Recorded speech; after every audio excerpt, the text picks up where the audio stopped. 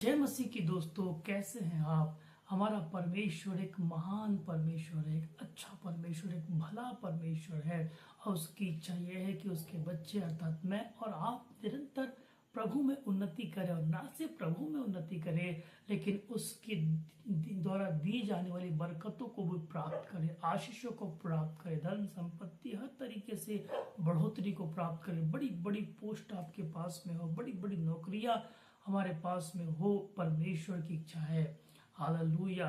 परमेश्वर की आशीष को हम कैसे प्राप्त कर सकते हैं, आइए मैं आपको बताना चाहता हूँ। बाइबल का एक वचन मेरे साथ निकालेंगे। नीति वचन की किताब उसका 22 अध्याय और उसका 29 पद। नीति वचन की किताब उसका 22 अध्याय और उसका 29 पद को जब हम पढ़ते हैं तो परमेश्वर का वचन हमें यहाँ पर कुछ बातों को सिखाता है।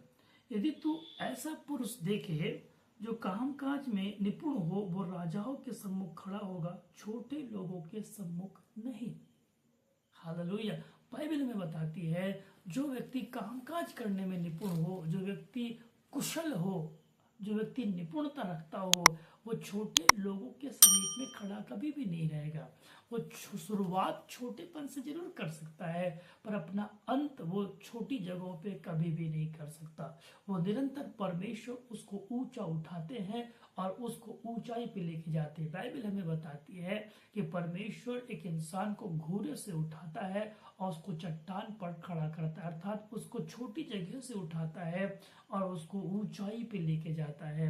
लेकिन बाइबल हमें यहाँ एक बात बताती है, जो व्यक्ति कामकाज करने में निपुण होता है, जो व्यक्ति विश्वास योग्य होता है, जो व्यक्ति काबिलियत रखता है अपने अंदर में ऊंचाई पर जाने की, परमेश्वर उसी व्यक्ति को लेके जाता है। अर्थात जो व्यक्ति अपने जीवन को परमेश्वर के हाथों में समर्पण कर देते हैं और कहते हैं परमेश्वर अब मेरा अपने जीवन पर कोई अधिकार नहीं है, लेकिन मेरे जीवन का स्वामी तू ही है, अब तू मुझे अपने हिसाब से ढाल बना और चला। ऐसे व्यक्ति को परमेश्वर ऊंचा उठाते हैं और उसको उन्नति में लेके जाते हैं। आइए हम बाइबल से देखते हैं उत्पत्ति की किताब उसका 39वां अध्याय और उसके 1 पद से कुछ पद तक हम पढ़ते हैं। बाइबल में हमें बताती है यूसुफ के बारे में, और यूसुफ के बारे में लिखा है, यूसुफ मिस्र में पहुंचाया गया। पोतीफर नामक एक मिस्री ने, जो फिरौन का हाकिम और अंगरक्षकों का प्रधान था, उसको इस्माइलियों के हाथ से जो उसे वहां ले गए थे मोल लिया। यूसुफ अपने मिस्र स्वामी के घर में रहता था और यहोवा उसके संग था, इसलिए वह भाग्यवान पुरुष हो गया। और यूसुफ के स्वामी ने देखा कि यहोवा यूसुफ के संग रहता है और जो काम करता है यहोवा उसके हाथ से उसे सफल कर देता है। तब उसके अनुग्रह की दृष्टि उस पर हुई और उसकी सेवा टहल करने के लिए नियुक्त किया गया। फिर उसने उसको अपने घर का अधिकारी बना के अपना सब कुछ उसके हाथ में कर दिया। जी हाँ मेरे प्रियो, परमेश्वर यहाँ पर यूसुफ को ऊंचा उठाता है। यूसुफ के बारे में आप सभी जानते हैं कि यूसुफ को उसके भाइयों ने बेच दिया, और जब उसको मिस्र में लेके जाया गया तो उसको गुलाम के रूप में खरीदा गया। और गुलाम कभी भी अधिकारी नहीं बन सकता है, लेकिन हम यहाँ पर देखते हैं कि यूसुफ गुलाम बन करके एक मिस्री व्यक्ति के घर में गया कि वो झाड़ू लगाए, पोछा लगाए, बर्तन साफ करे, कई तरीके की मेहनत वहां पर करे, पर वो परमेश्वर के साथ में था और इसी कारण से परमेश्वर भी इसके साथ था और उसने अपनी काबिलियत को बना के रखा, अर्थात परमेश्वर के प्रति वफादारी को बना के रखा। हालेलुया। और परमेश्वर उसके संग संग था और इसलिए परमेश्वर ने उसको उस घर में जहां पर वो नौकर बन करके गया था, परमेश्वर ने वहां पर उसको अधिकारी बना दिया, उसको ऊंचा उठा दिया। जी हाँ मेरे प्रियो, हमने पढ़ा जो व्यक्ति कामकाज करने में निपुण होता है, परमेश्वर उसको छोटी जगहों में कभी भी नहीं रखते, लेकिन उसको परमेश्वर ऊंचे स्थानों में रखते हैं। और यूसुफ ने निपुणता बना के रखी अपनी, यूसुफ ने परमेश्वर के प्रति वफादारी बना के रखी अपनी। उसने ये नहीं कहा प्रभु मैं यहाँ पर बेच दिया गया हूँ, मैं गुलाम बन के आया हूँ, मेरे माता पिता इतने रईस और इतने बड़े मेरे पिता है और मैं आपका प्रति वफादार हूँ, फिर मैं यहाँ पर क्यों। उसने कोई शिकायत नहीं किया मेरे प्रियो, लेकिन परमेश्वर के प्रति अपनी वफादारी को उसने बना के रखा। उसने अपने आप को काबिल बनने दिया कि वो उसके जीवन में परमेश्वर की योजना पूरी हो सके। और आप देखते हैं कि वो पोतीफर के घर में गया गुलाम बन के, पर परमेश्वर ने उसको वहां का अधिकारी बना दिया। एक और जगह हम पढ़ते हैं बाइबल में, हमें लिखा हुआ मिलता है 39वां अध्याय उत्पत्ति का, उसकी आप पढ़ते 19 पद से तो आपको यहाँ पर मिलता है।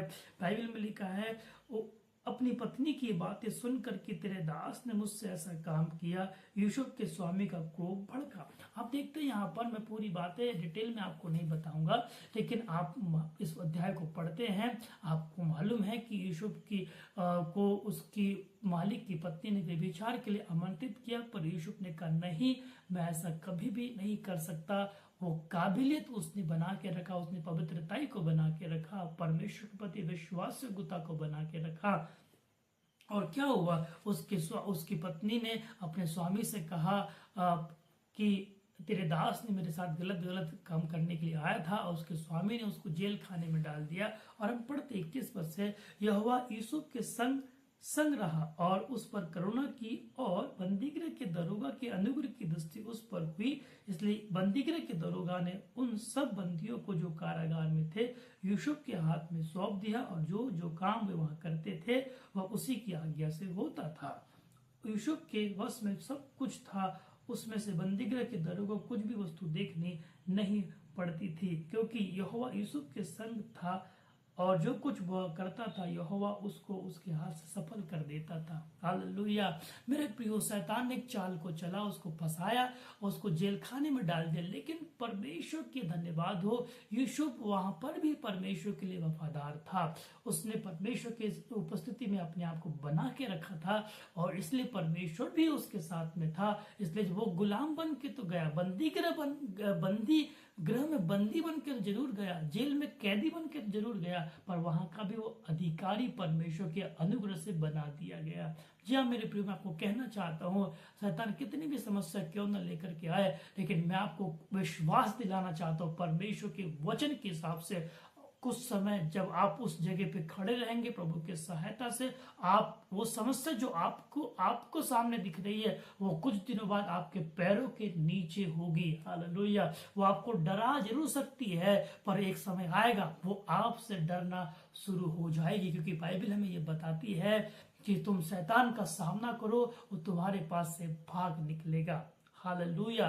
फिर मैं आपको बताना चाहता हूं, परमेश्वर का एक ऐसा इंतजाम यूसुफ के लिए परमेश्वर ने किया कि उसको जेल से छुड़ाने के लिए वहां पर एक फिरौन राजा के खिलाने वाले और पिलाने वाले वहां पर आए, और दोनों का स्वप्न का अर्थ यूसुफ ने बताया कि एक को फांसी दी जाएगी और एक को उसका काम दिया जाएगा। खिलाने वाले को फांसी दी जाएगी, पिलाने वाले को उसका काम वापस दिया जाएगा।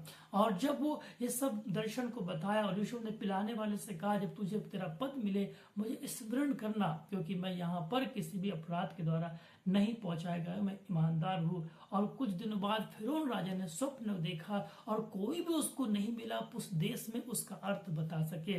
फिर पिलाने वाले ने कहा, राजा तुम्हारे राज्य में कैदी है जो तुम्हारे स्वप्न का अर्थ बता सकता है।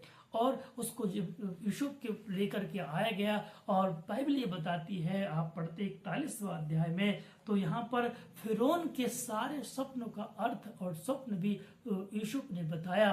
और आपको मैं पढ़ता हूँ 41वां अध्याय और उसकी 32 पद को। और फिरौन ने जो स्वप्न 2 बार देखा है, इसका भेद यही है, यूसुफ ने बताया। यह बात परमेश्वर की ओर से नियुक्त हो चुकी है कि परमेश्वर इसे शीघ्र ही पूरा करेगा। इसलिए अब फिरौन किसी समझदार और बुद्धिमान पुरुष को ढूंढकर उसे मिस्र देश पर प्रधानमंत्री ठहराया जाए। अब वो पुरुष सलाह दे रहा है, यूसुफ सलाह दे रहा, राजा को अर्थ भी बता रहा है, और उसको सलाह भी दे रहा है कि तुझे अब करना क्या है, एक प्रधानमंत्री को नियुक्त करे ताकि वो एक अच्छी देखरेख कर सके और उपज को इकट्ठा कर सके। फिर बाइबल बताती है 37 पद में, यह बात फिरौन को उसके सारे कर्मचारियों को अच्छी लगी, इसलिए फिरौन ने अपने कर्मचारियों से कहा कि हमको ऐसा पुरुष जैसा यह है जिसमें परमेश्वर का आत्मा रहता है मिल सकता है क्या। फिर फिरौन ने यूसुफ से कहा, परमेश्वर जो तुझे इतना ज्ञान दिया है, तेरे तुल्य कोई समझदार और बुद्धिमान नहीं, इस कारण तू मेरे घर का अधिकारी होगा, और तेरी आज्ञा के अनुसार मेरी सारी प्रजा चलेगी, केवल राजगद्दी में मैं तुझसे बड़ा ठहरूंगा। और फिरौन ने यूसुफ से कहा, सुन, मैं तुझको मिस्र के सारे देश के ऊपर अधिकारी ठहरा देता हूँ। हालेलुया, हालेलुया, बोलो यीशु मसीह की जय। मैं आपको कहना चाहता हूँ मेरे प्रियो, परमेश्वर आपको उन्नति में लेके जाना चाहता है। परमेश्वर आपको बढ़ोतरी में लेकर के जाना चाहता है। अपनी कुशलता को बना के रखे, परमेश्वर के प्रति अपनी वफादारी को बना के रखे, अपनी पवित्रता को बना के रखे।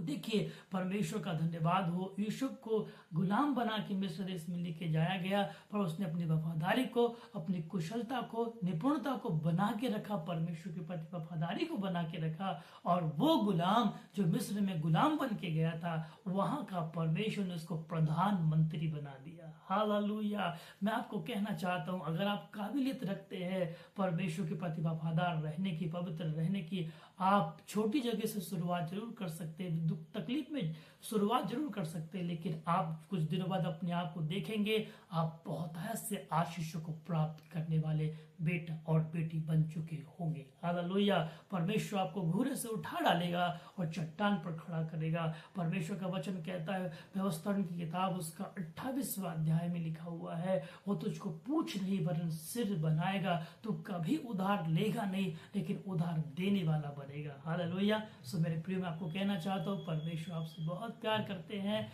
और आपको निरंतर आगे बढ़ाना चाहते हैं। अगर आप पहली बार हमारे चैनल पर हैं, हमारा निवेदन है, वीडियो को लाइक करके चैनल को सब्सक्राइब कर दीजिए, बेल आइकन को दबाकर ऑल पर सेलेक्ट कर लीजिए, ताकि हमारा वीडियो का नोटिफिकेशन जब भी हम अगली वीडियो डालें आप तक पहुंचे और आप परमेश्वर के वचन को सुनकर अपने जीवन में आशीष को प्राप्त कर सके। आप सबको प्रभु आशीष दे। जय मसीह।